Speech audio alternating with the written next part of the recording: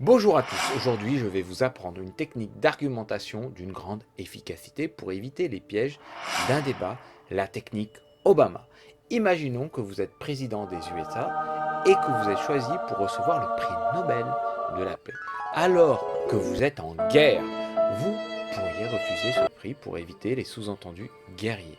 Mais vous décidez de l'accepter et de préparer un discours médiatisé. Vous avez alors plusieurs choix, ignorer les critiques ou vous présenter hypocritement comme un défenseur de la paix mondiale. Mais la véritable technique à utiliser est celle de la dissociation de notions.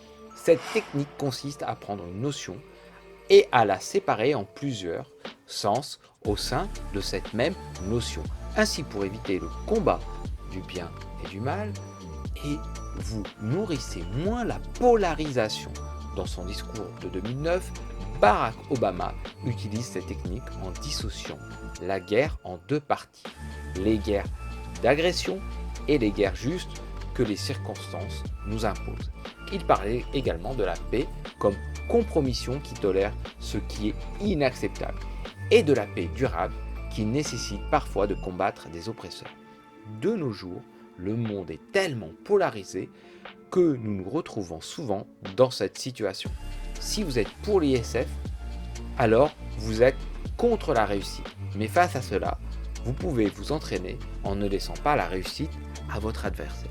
Je vous invite à mettre vos commentaires en dessous, à liker, à partager cette vidéo et surtout, regardez le discours d'Obama jusqu'à la fin car il est inspirant. Merci à tous et à bientôt. State sworn to protect and defend my nation. I face the world as it is and cannot stand idle in the face of threats to the American people. For make no mistake, evil does exist in the world. A nonviolent movement could not have halted Hitler's armies. Negotiations cannot convince Al-Qaeda's leaders to lay down their arms.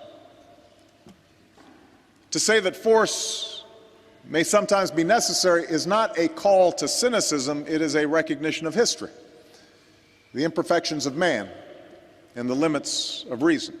So yes, the instruments of war do have a role to play in preserving the peace. This brings me to a second point, the nature of the peace that we seek. For peace is not merely the absence of visible conflict, only a just peace based on the inherent rights and dignity of every individual can truly be lasting. Hey! Come on! Come on!